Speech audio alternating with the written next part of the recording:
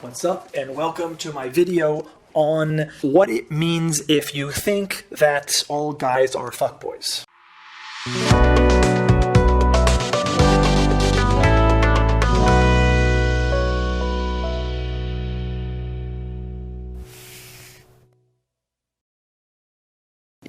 There's a common thing for guys that we'll experience where girls will say, I'm not looking for anything casual or no casual sex, or even like if you're on Tinder or something, they'll even say they'll say no sex. Or the girl, something that happened to me today was the girl will say just out of the blue, kind of like, what are you looking for? I'm not looking for anything casual with you or with anyone. And so what that means is it communicates something to the guy, but it also means that something's wrong with the girl. Because look, I'm wondering as a guy, okay, well, if she's so great, if she's as great as I think she is, why don't other guys see this? Why are other guys just having sex with her and that's it? What am I missing? What's wrong with you? Now, this video is coming from, and by the way, I'm freestyling this video, which I think will hopefully make it more entertaining and interactive and fluid. But what that means is I'll probably forget some things, which I will post in the description below if I forget after the video. Now, this video is my theory on what that means. It's a video for women. It's a video from two things happened to me recently. The first one was in Bogota, and then the second one was just a few days ago with the owner of a vegan store on the corner here, and she told me something. She said, when people say things, it oftentimes represents who they are, what they're thinking, etc. And I thought, and that was kind of the trigger that made me make this video. I'm going to get into the details in a bit. Stay with me here. So what it means is there's going to be two things. It's going to mean one of two things. If you're a girl who thinks that all guys are fuckboys or all guys want only casual stuff, it means one of two things. Stick with me.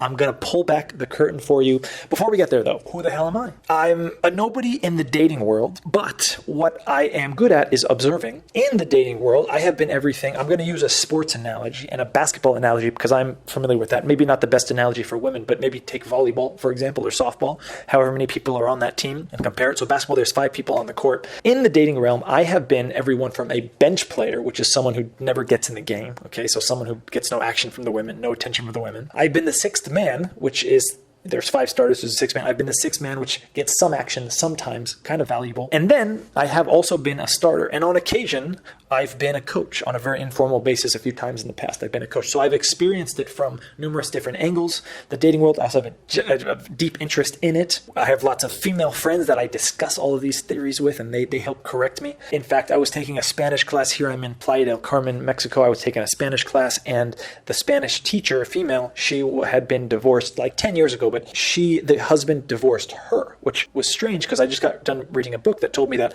90% of divorces are initiated by the woman. Fact check me on that. It was in a book, so I'm taking it at its word, but if not, throw a comment down. That's an incredible statistic, but the husband divorced her, so I was like, whoa, that's a blind spot for me in terms of relationship world. So I was like, forget Spanish class, let's talk in Spanish, but let's talk about this. That's who I am. Okay, so that's who I am. So now, let's get back to the subject of girls thinking that all guys are fuckboys. What that means is that your reality tells you that a lot of guys are fuckboys. The guys that you have chosen in the past, you have chosen is going to be an important theme through this word, have been fuckboys. The guys that you have chosen have been fuckboys. Not that all guys are fuckboys. And what that means for the guy is one of two things. So, what that means for the girl, let's get to the girl first. What that means for the girl is one of two things. The first thing is that simply she's chosen wrong. You've chosen wrong. You've chosen the guy wrong. I want you to take more responsibility in the dating realm. Now, I have a blog that I wrote. I think I'll post it. I'll put a link here. It's do women do a good or bad job at choosing who to date? Put a link here. But more than that, the answer is no, they don't. They do not. No, they don't.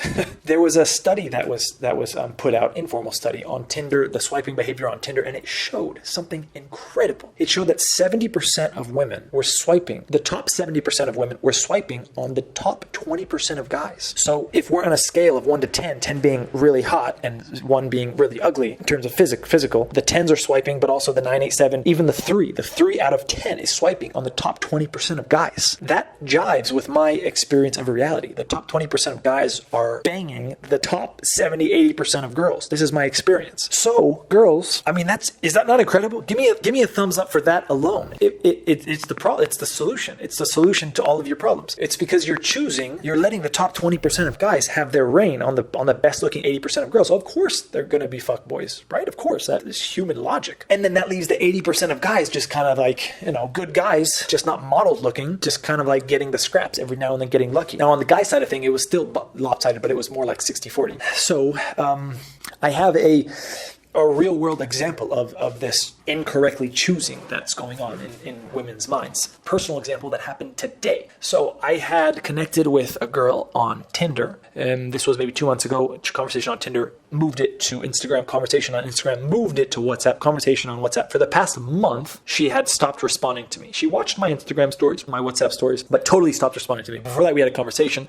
I invited her out once on Instagram. I invited her out a few times to hang out on WhatsApp. Nothing ever happened.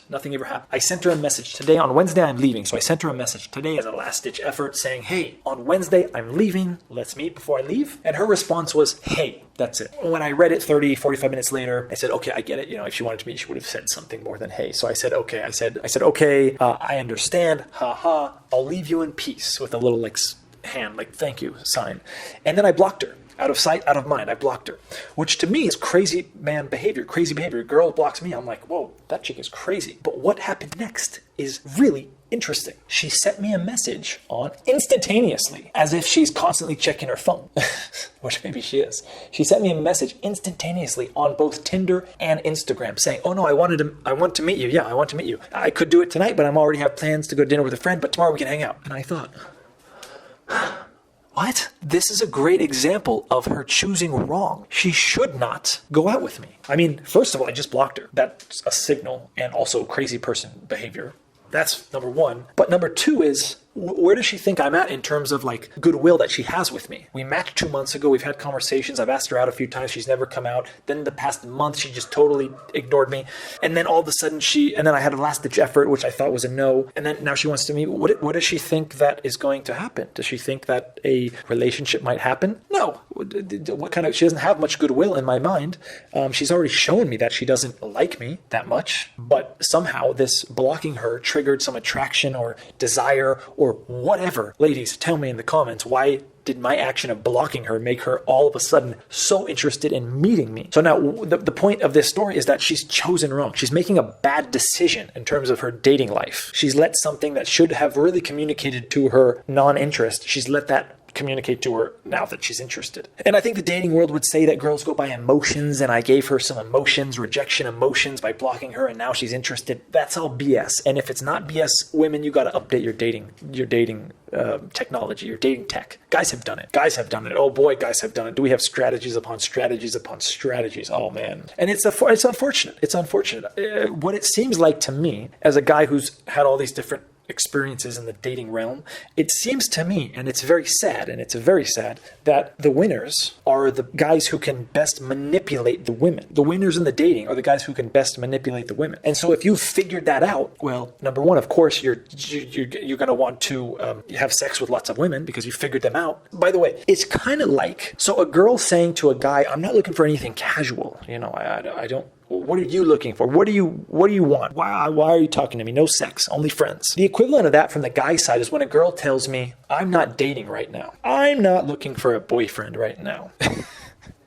If you're a guy watching this, you're probably cracking up. You might know what I'm going to say next. But it's like, yeah, that's true. She believes that as well. Until the right guy comes along that she has a boyfriend 6 weeks later. It's the equivalent of her saying to a guy, I'm not looking for a boyfriend. I'm not dating right now, until she gets one. It's like for a guy, so to tie that in, for a guy, a girl tells me, guys are all fuckboys. All they want to do is fuck. When they fuck me, they don't talk to me anymore. Their behavior changes. Well, that might be true, but then number two, we're at number two now. Number one was she's choosing wrong. Number two is then, well, what's wrong with you? Because just as a woman is not looking to date, is not looking for a boyfriend until that guy comes along, a fuckboy is fucking girls until he finds one that he's really attracted to. There's no difference. So if you're continually finding these fuckboys who never want to commit anything to you, I'm thinking, well, what's wrong with you? Something must be wrong with you.